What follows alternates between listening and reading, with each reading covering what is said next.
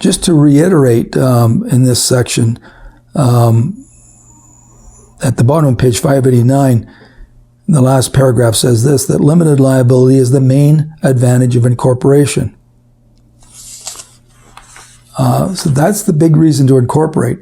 Another reason is the transfer of ownership in a corporation. That's at page 590. If I'm a shareholder of a corporation and I want to transfer my ownership interest in it, that is my shares, I simply sell my shares to somebody else. If I was a partner with somebody else, I just couldn't do it. I'd have to get my partner's consent or approval, if you like, to transfer my share of the partnership to somebody else. But that's not the case normally with corporations. Now, there's always an exception that we'll talk about later on.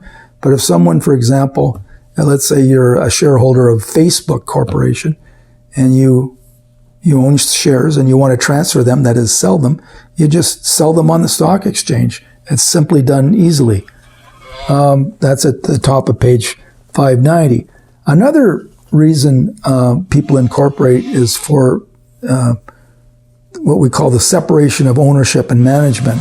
That's pointed out at page 590 also under management.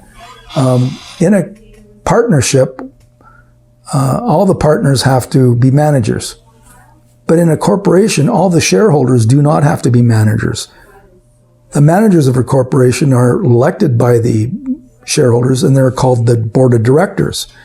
They run the corporation so that, for example, I could be a shareholder of a corporation and not have to make any management decisions at all.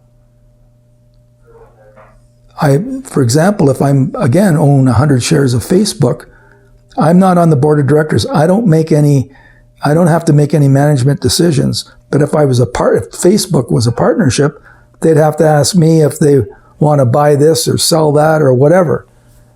So this concept of the separation of ownership and management in the corporation is very, very important. As the book points out under the third paragraph under that heading on page 590, it says, separation of ownership and management and limited liability are the primary advantages of the business corporation. So why don't you underline that again, where it says separation of ownership and management and limited liability are the primary advantages of the business corporation. This which is what allows corporations to raise vast amount of money as opposed to partnerships. Partnerships can raise money too, but the corporation is well suited to raising vast sums of money because of limited liability. The shareholders are only limited to what they've paid for their share, or their liabilities limited to that, and they don't have to participate in management. They're simply owners expecting to get a profit. As the book points out also, if one is a partner in a corporation, he or she has a duty of good faith to the other shareholders or other partners. Whereas in the corporation situation, shareholders do not own a duty of good faith to the corporation or to other shareholders. We'll explain that more fully later on in the next chapter, but that's pointed out at page 590 right now. Continuity also is a distinguishing feature for the corporation from the partnership. Let's say a partner, you have a partnership, two partners in a partnership dies, that partnership has ended. It's finished. Whereas in a corporation, because the corporation is a separate person, if a shareholder dies, the corporation doesn't die, it still lives on.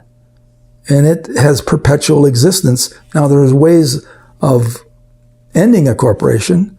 There's no question about that. But it is a vastly different creature than a partnership, in that a partnership will end on the death or the leaving of a partner, whereas a corporation, if a shareholder dies, the corporation still continues. And I won't get into it too deeply, but as far as taxation concerns, a corporation is a person like you and I, and it can be taxed by the government like you and I. That's pointed out the page top of page 591. So look at the checklist there at page 591 of partnerships and corporate ownership contrasted, and that will give you a good understanding of the differences between partnerships and corporations. And basically, I'm giving you that as the reasons for incorporation. It's a well used method of carrying on business, the corporation, and we're going to try to understand more aspects of it as we go through this.